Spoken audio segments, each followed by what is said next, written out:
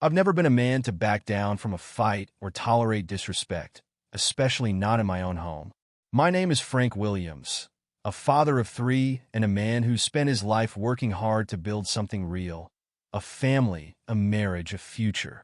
I believed in loyalty, in honor, in being the kind of husband and father who never let his family down.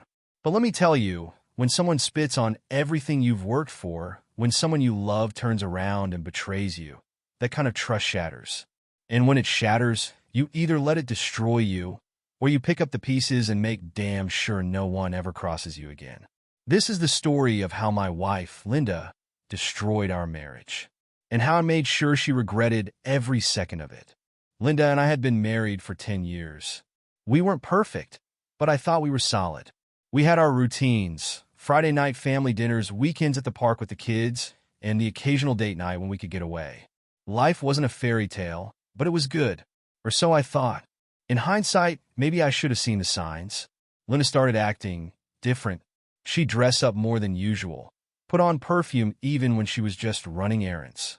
She claimed she needed more me time, and started going out with friends I'd never met. At first, I brushed it off.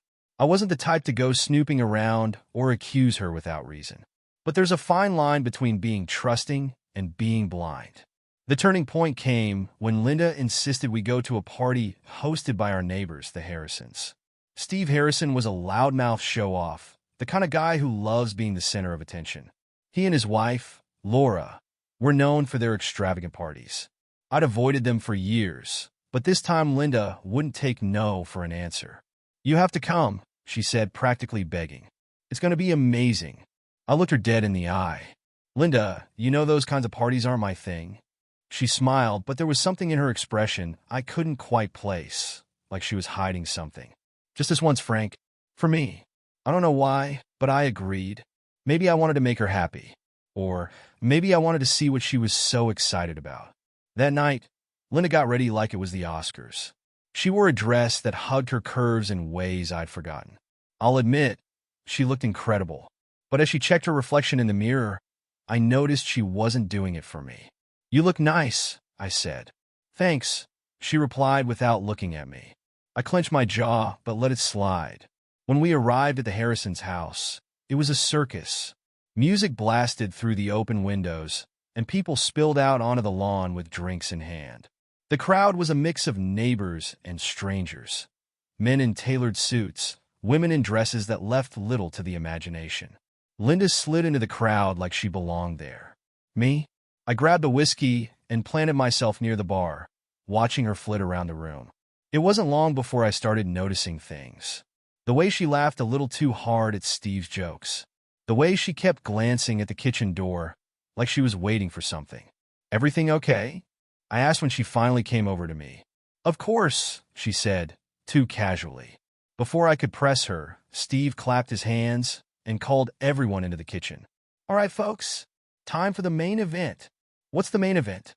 I asked Linda. "You'll see," she said, her eyes lighting up. She grabbed my arm and dragged me toward the crowd. The second I saw that bowl of keys on the counter, I knew something was wrong. "This is going to be so fun," Linda whispered, practically bouncing with excitement. "Fun," I said, my voice cold. "What the hell is this, Linda?" She smiled like it was no big deal. "Just a little tradition. Everyone puts their keys in the bowl, and then the men pick one. Whoever's key you get, you spend the night with their wife." I stared at her, my blood boiling. "You knew about this?" She shrugged, unfazed. "I figured you'd freak out, so I didn't tell you. It's just one night, Frank. It doesn't mean anything." I felt my fist clench, my jaw tightening to the point of pain. I wanted to yell, to flip that damn bowl and make a scene. Instead, I grabbed Linda by the arm and pulled her into the hallway. "Are you out of your mind?" I hissed. "You dragged me to a wife-swapping party without telling me? What the hell is wrong with you?" Her eyes flashed with anger. "Calm down, Frank. It's not a big deal." "Not a big deal? You want to whore yourself out to some stranger, and you think I'm just going to stand here and let it happen?" "It's just one night," she said, her voice rising. "I thought it might bring some excitement to our marriage." I let out a sharp laugh, the kind that doesn't mean you're amused. "If this is your idea of excitement, Linda, then you can have it. But not with me. I didn't wait for her response. I stormed into the kitchen, grabbed the bowl of keys, and dumped them onto the counter. Listen up, I barked, my voice cutting through the room. The chatter stopped, and every head turned my way. I wasn't told about the rules of this party, and I don't play games I don't agree to. So, here's my key. I picked out the red plastic cover that marked our house key and held it up. I'm taking it, and I'm leaving. If my wife wants to stay, that's her choice. But if she does, she can forget about coming home. The room fell silent. Linda's face turned red, and I could see the rage and humiliation in her eyes. Make your choice, Linda, I said, my voice steady but cold. Are you coming with me, or are you staying here? I left that party like I was on fire. My heart was pounding, my fists clenched so tight my nails dug into my palms. I wasn't waiting around for Linda to make up her mind. I'd made mine. I wasn't going to be part of whatever circus the Harrisons had going on. The cool night air hit me as I marched to the car, trying to keep my breathing steady. But it was no use. The image of that damn bowl, full of keys and Linda's smug, unapologetic face kept replaying in my head. A few minutes later, I heard the sharp click of heels on pavement. Linda was coming after me. For a brief moment, I thought she'd chosen me, chosen our marriage. That hope was shattered the second she got in the car. What the hell is your problem, Frank? She snapped, slamming the door behind her. I turned to her, my jaw tight. What's my problem? Are you kidding me, Linda? You brought me to a wife-swapping party and thought I'd go along with it. She rolled her eyes, crossing her arms like a petulant teenager. You're being so dramatic. It's just one night. It's not like I'm falling in love with anyone. Not falling in love? I barked a laugh, short and bitter. You wanted to sleep with some random guy, and you didn't even have the decency to tell me beforehand. Do you have any idea how humiliating that is? You embarrassed me, she shot back, her voice rising. Do you know how awkward it was when you made that scene in front of everyone? I'll never get invited back there again. Good, I said, my voice cold. You don't belong at parties like that, Linda. Not if you expect to stay married to me. She scoffed, looking out the window like she couldn't even stand to face me. You're so stuck in your ways, Frank. God forbid we do something out of the ordinary. I gripped the steering wheel, trying to keep my temper in check. But her words, her complete lack of remorse, were like gasoline on a fire. You know what? If this is your idea of excitement, you can have it. But don't expect me to stick around for it. Linda turned to me, her eyes flashing with anger. You're being selfish. You think this marriage is just about you. What about what I want, Frank? What about what I need? What you need? I repeated, my voice dripping with disbelief. You need to sleep with another man to feel fulfilled? That's what you're telling me. She hesitated, her mouth opening and closing like she couldn't decide whether to keep arguing or backpedal. Finally, she said, it's not just about that. It's about feeling alive, feeling desired. I'm tired of being just a wife and a mother. I wanted something more. Her words hit me like a punch to the gut. For 10 years, I'd given her everything I had. I'd worked late nights and early mornings to provide for our family. I'd planned date nights and surprise weekends to keep the spark alive. And now, she was telling me it wasn't enough?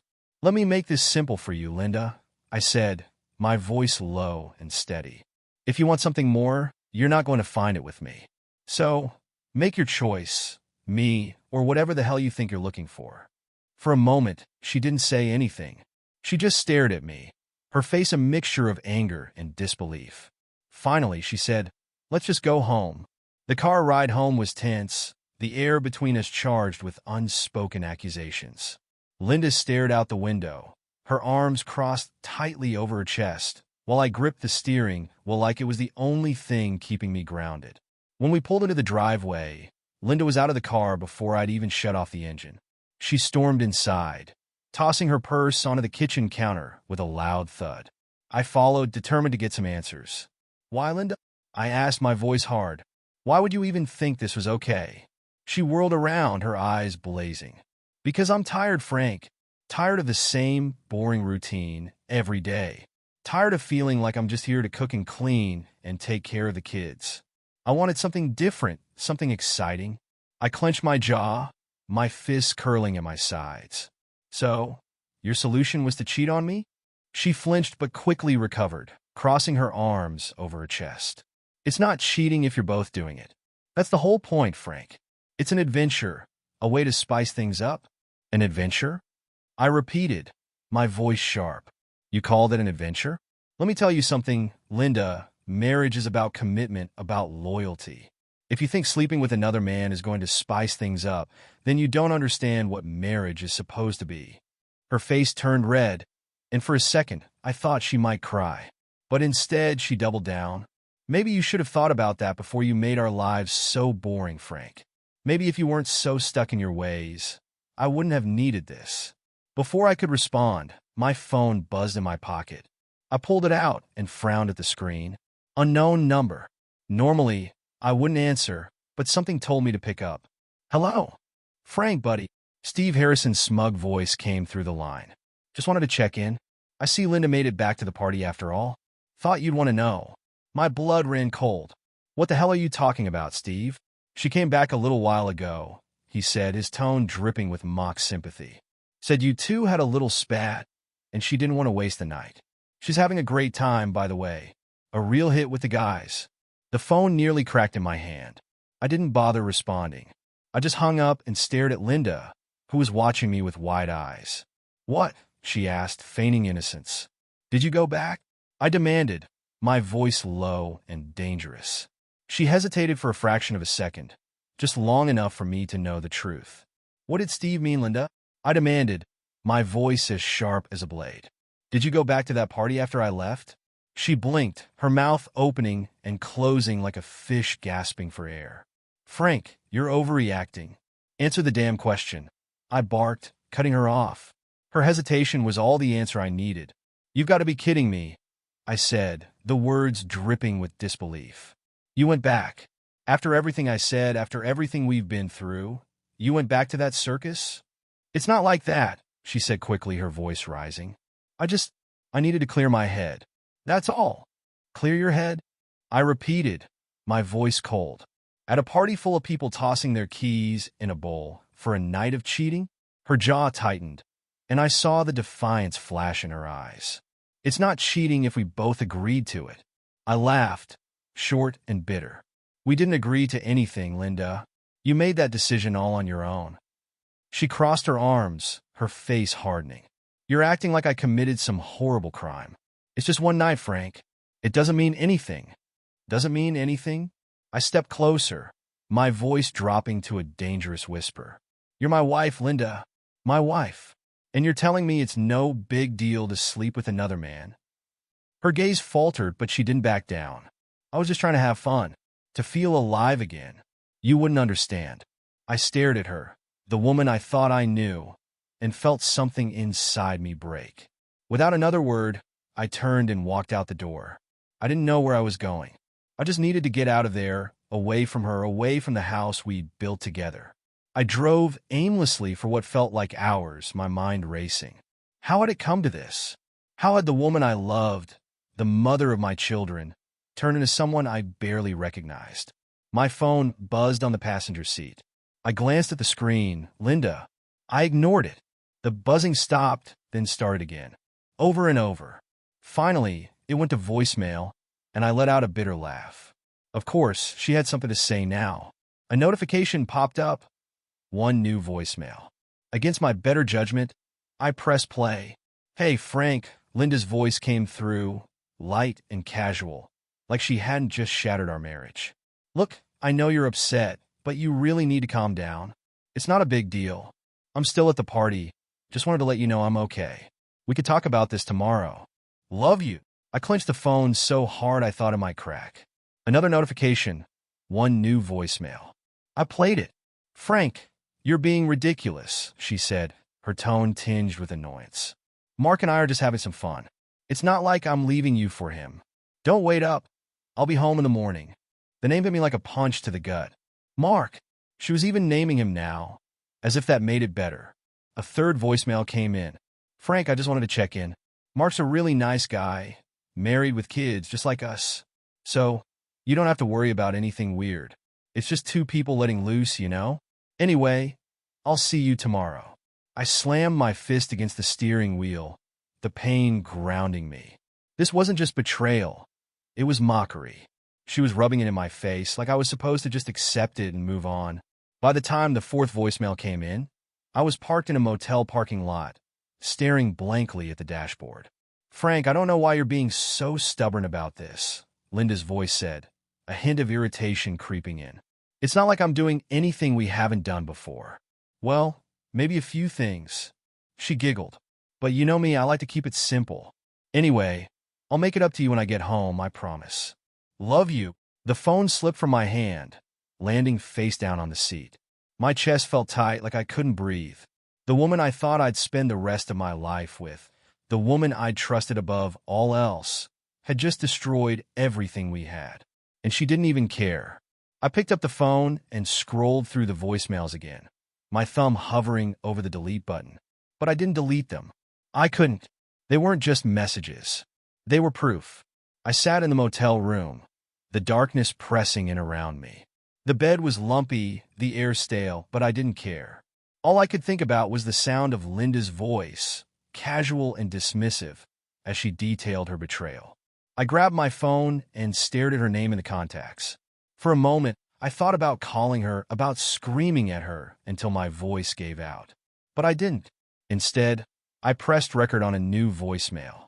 "Linda," I said, my voice steady but cold. "You've made your choice. I hope it was worth it. Because as far as I'm concerned, you're not my wife anymore. Don't bother coming home. My lawyer will be in touch." I hung up and tossed the phone onto the nightstand. Then I lay back on the bed, staring at the ceiling, and let the silence swallow me whole. The next morning, my phone started ringing before the sun had even fully risen. I didn't need to check the screen to know who it was. "Linda." I let it buzz until it went to voicemail. A minute later, it started up again. I stared at the phone, half tempted to block her number altogether. But something stopped me. This time I picked it up. "What do you want?" I said, my voice flat and cold.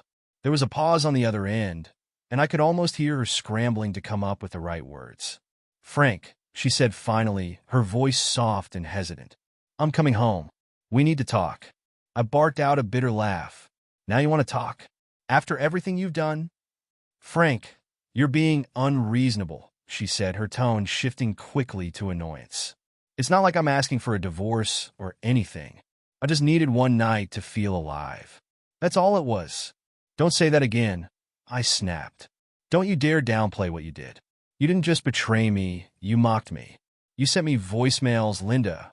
Do you even realize how insane that is?" "I was being honest," she said defensively. "I thought you'd appreciate that." "Appreciate it?" My voice rose, sharp and cutting. "You called me to tell me how much fun you were having with another man.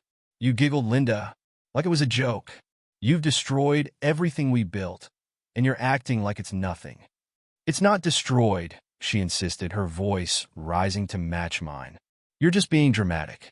We've been married for 10 years, Frank. One night isn't going to change that." "Wake up, Linda," I said, my tone like ice. "That one night already changed everything. The second you gave yourself to another man, our marriage ended." "Frank, stop it," she said, her voice cracking. "I love you. You know I love you. If this is love, I don't want it," I said. There was silence on the other end, and for a moment, I thought she might have hung up. But then her voice came through again, this time softer, pleading. "Frank, please," she said. "I made a mistake. I thought it would be harmless, but I see now that it wasn't. Just let me come home, and we can figure this out together. We can go to counseling or something. I'll do whatever it takes." I felt a flicker of something, hope, maybe, but it was gone as quickly as it came. "You don't get it, do you?" I said. "There's no fixing this. You broke us, Linda. You broke me."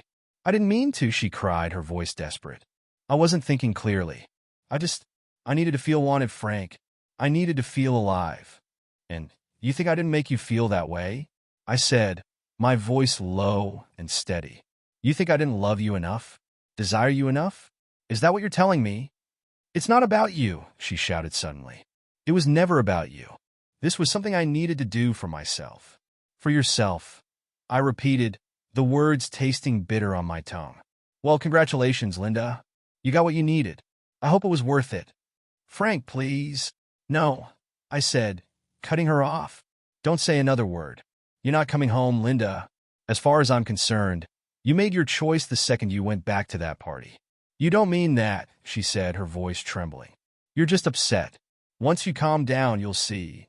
Don't tell me how I feel. I growled, my voice full of steel. I've never been calmer in my life. And I'm done. Done with your lies, your excuses, your selfishness. My lawyer will be in touch. Have a nice life. Frank, wait. I hung up before she could say anything else, slamming the phone down on the nightstand. My hand was shaking, my chest tight. But for the first time in hours, the room was silent. Later that afternoon, my phone buzzed again. I stared at the screen for a long moment before pressing play on the voicemail. Frank, Linda's voice said, thick with tears. I don't know what to say. I messed up. I know I did. But I can't lose you. I can't lose our family. Please, let me make it up to you. I'll do anything. Just please don't leave me. I deleted the message without a second thought. She could cry all she wanted. She could beg and plead until her voice was gone. None of it mattered. She was already gone to me. The next day, a text came in from a number I didn't recognize. At first, I thought it might be spam, but when I opened it, my blood ran cold. It was a picture. Linda and Mark, wrapped up in each other on a couch. The timestamp was from the night of the party, just hours after I'd left. Below the picture was a single line. Thought you should know what she's really like. I didn't recognize the number, but I had a hunch it might have been Mark's wife. The thought made my stomach churn, but I couldn't bring myself to delete the photo. Instead, I saved it. It wasn't just a picture. It was proof. The moment I saw that picture, something inside me snapped. It wasn't just the betrayal. It was the audacity. The sheer, unapologetic gall Linda had to not only do what she did, but to rub it in my face. And now, to see her wrapped around Mark like she was proud of it, I wasn't going to let her get away with it. Not this time. I sat at the motel's small desk, pulling out my laptop and opening a fresh document. First things first, I needed a plan. The next morning, I called the best divorce lawyer I could find. Her name was Karen Miller, and from the moment she picked up, I could tell she didn't mess around. Mr. Williams, she said after I explained the situation, you're in Texas, which works in your favor.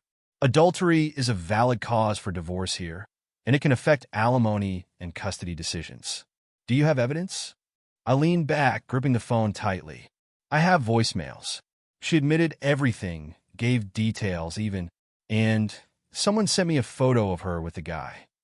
There was a pause. A photo, she said, her tone sharpening. That's excellent. Can you forward it to me? I hesitated. Yeah, I'll send it. Good, she said. We'll also need to document her behavior. Keep track of everything, calls, messages, anything she says or does. And don't engage with her directly unless necessary. Understood, I said. Lastly, she added, if you're concerned about your children, we'll need to show the court why you're the better option for custody. Has she exposed them to any inappropriate situations? Not yet, I said, my voice hardening. But I'm not giving her the chance. After hanging up with Karen, I spent the next few hours organizing everything I had. Linda's voicemails, the photo, even the text she'd sent over the years that now felt like red flags in hindsight. Each piece felt like a nail in the coffin of our marriage. As I worked, another idea began to form, a way to ensure Linda and everyone else at that party felt the consequences of their actions. That evening, I met up with an old friend, David Collins. David and I had known each other since college, and he worked as a journalist for a regional newspaper. You look like hell, Frank, he said as I slid into the booth across from him. Thanks for the observation, I said dryly. Listen, I need your help. I laid it all out, the party, Linda's betrayal, the McLaren's key-swapping tradition. At first, David looked skeptical, but when I showed him the picture and played one of Linda's voicemails, his expression shifted. This is insane, he said, shaking his head. You're telling me this is a regular thing? Apparently, I said. And I want it stopped. I don't care how, but people need to know what's going on behind closed doors. David leaned back, rubbing his chin thoughtfully. If I'm going to run with this, I'll need more than just your story. Do you know anyone else who might talk? I thought about it for a moment. I can't name names, but I know where they meet. If you want proof, Start there. I gave him the address of the McLaren's house and the times I knew they hosted their parties. David nodded, scribbling notes on a napkin. All right, he said. I'll see what I can dig up. The last thing I wanted was for my children to get caught up in the chaos. I called my mom, explaining the situation and asking her to keep the kids with her for a while longer. They don't need to see any of this, I said. She sighed heavily on the other end of the line. Frank, I'm so sorry. I can't believe Linda would do this to you, to the kids. Neither can I said. But I'll make sure they're okay. No matter what. I sat in the motel room that night, staring at the wall as the pieces of my plan fell into place. Linda thought she could get away with this. She thought she could treat me like a fool, like I wouldn't fight back. She was wrong. The next day, I forwarded everything to Karen. The voicemails, the picture, and even screenshots of old messages that painted a picture of Linda's growing distance over the years. You've got a strong case, Karen said when she called me back. We can file for adultery and use this evidence to push for joint custody, possibly full custody, if we can show her behavior has a negative impact on the children. Are you ready to proceed? Yes, I said without hesitation. File it, and make sure she knows exactly why. That evening, I got a call from David. I staked out the McLaren's place, he said, excitement in his voice. You were right, Frank. They've got a full-on operation going over there. I saw at least 10 couples come in, and not all of them left with the same people. I even got a few pictures. Nothing graphic, obviously, but enough to raise questions. That's perfect, I said. There's more, David continued. I talked to a neighbor. Apparently, this isn't the first time people have complained about their events. Someone even called the cops once, but nothing came of it. If I can get an interview with someone who's been inside, someone willing to talk, I can blow this wide open. I paused, considering his words. Then I made a decision. I'll do it, I said. You? David sounded surprised. Yeah, I've got nothing to lose at this point, I said. I'll give you the story, everything I saw, everything I heard. Just make sure you don't use my name. Done, he said. Let's meet tomorrow. The next morning, I sat across from David at a coffee shop, recounting everything. How Linda dragged me to the party, the key bowl, the people, and finally, the confrontation that ended with me walking out. By the time I finished, David looked both horrified and determined. This is going to make waves, he said. I'll let you know when it's ready to publish. Make sure it does, I said. As I left the coffee shop, a sense of purpose settled over me. Linda thought she could humiliate me, but she was about to learn what happens when you cross someone like me. The plan was in motion, and there was no turning back now. David had gone all in on his investigation. Over the next few days, he dug up more dirt on the McLarens and their little group of key-swapping degenerates than I thought possible. I've got it all, David told me during one of our calls. Photos of couples entering and leaving the McLaren's place, complaints from neighbors, and even a police report. It's all circumstantial, but the pattern is obvious. That's perfect, I said. When's it going live? Sunday morning, he replied. It's going on the front page. A sense of grim satisfaction settled over me. This wasn't just about Linda anymore. It was about making sure people like the McLarens didn't get away with their schemes. They thought they could humiliate me, make a fool out of me. But by the time David was done, the whole town would know what kind of people they really were. On Friday afternoon, I got a call from Karen. Frank, she said, her tone firm, Linda's been served with the divorce papers. Expect her to reach out soon. I nodded, even though she couldn't see me. Good. Sure enough, my phone started buzzing less than an hour later. I ignored it at first, but after the third call, I picked up. Frank. Linda's voice was sharp, bordering on frantic. What the hell is this? Divorce papers? Are you serious? Dead serious, I said, my tone cold. You can't do this, she shouted. We have a family, Frank. A life. You're going to throw all of that away because of one mistake. One mistake, I said, my voice rising. Don't insult me, Linda. What you did wasn't a mistake. It was a choice. And now you're going to face the consequences. She started crying, her sobs grating in my ears. Frank, please, she begged. We can fix this. I'll do anything. It's too late for that, I said. You should have thought about fixing things before you went back to that party.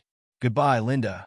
I hung up, feeling a mix of anger and relief. Sunday morning came quickly, And David wasn't kidding when he said the article would make waves.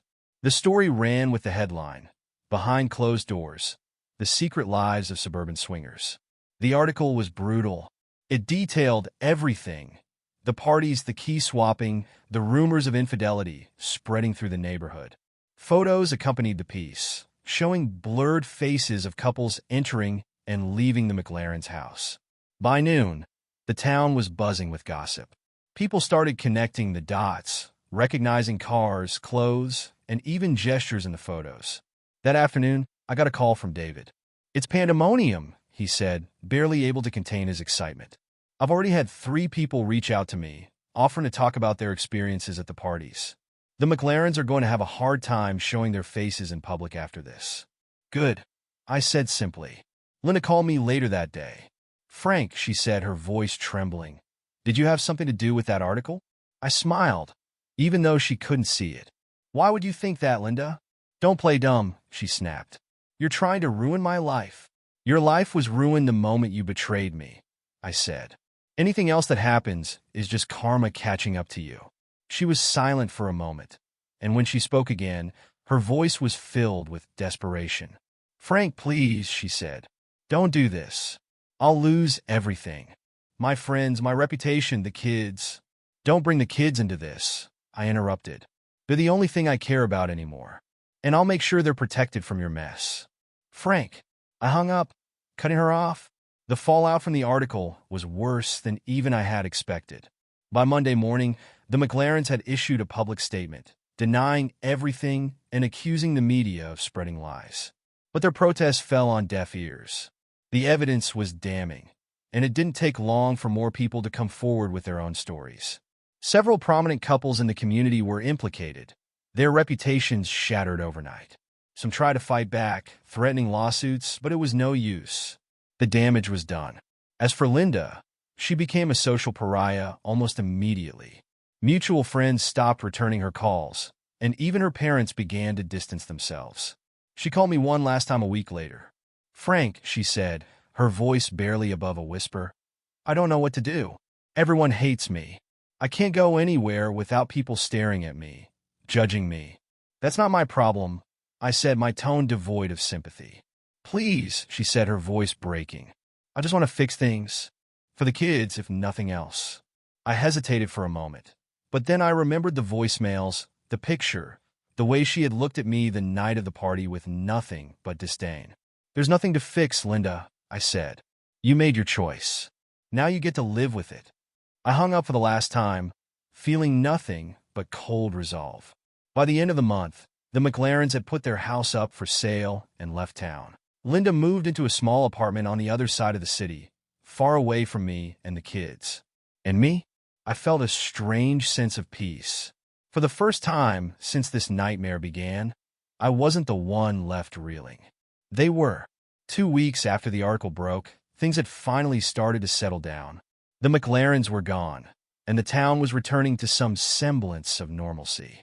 My kids were adjusting well to the new custody arrangement, spending weekdays with me and weekends with Linda. But Linda wasn't handling things nearly as well. She called less and less, each conversation more strained than the last. It seemed the reality of her choices had finally sunk in, and for once, she didn't have a way to talk her way out of it. Or so I thought. One Thursday evening, as I was cleaning up after dinner, my mom called. She sounded worried, almost frantic. "Frank, have you seen this?" she asked. "Seen what?" I said, confused. "Turn on the news," she said. "Right now."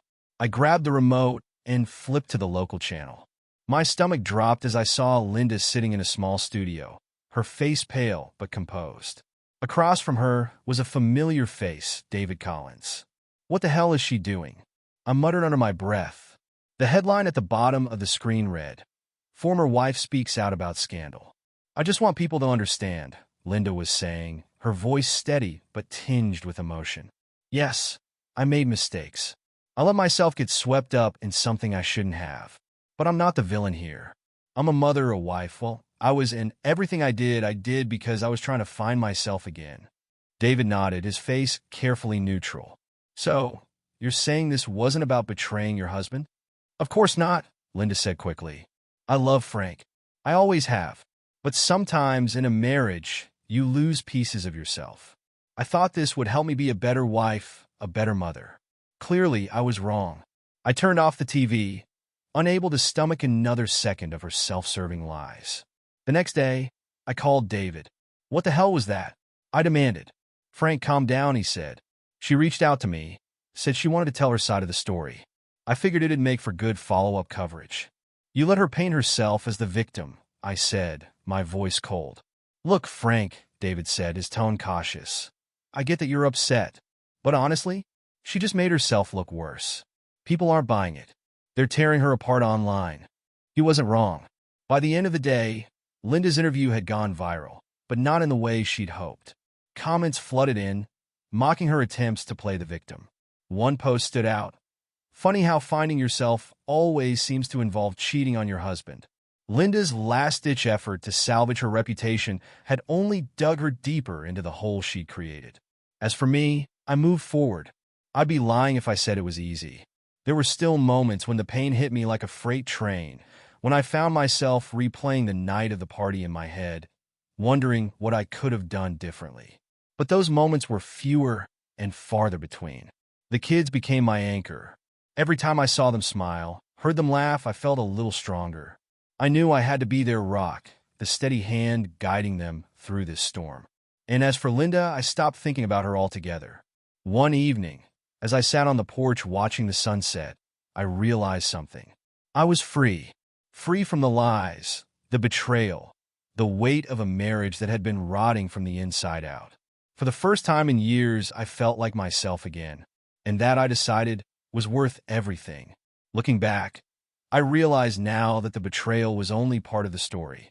The real lesson came afterward, in the rebuilding, in the quiet moments when I chose to stand up, dust myself off, and move forward.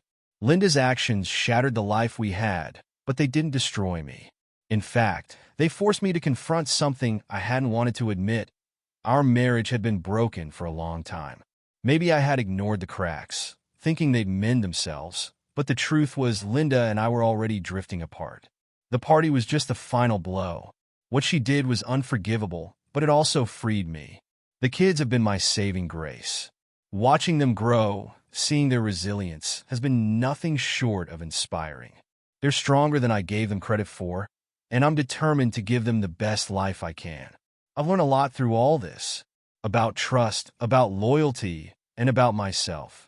I've learned that it's okay to walk away from something that no longer serves you, no matter how much it hurts. I've learned that healing takes time, but it's worth every second. Do I still think about Linda? Sure, sometimes.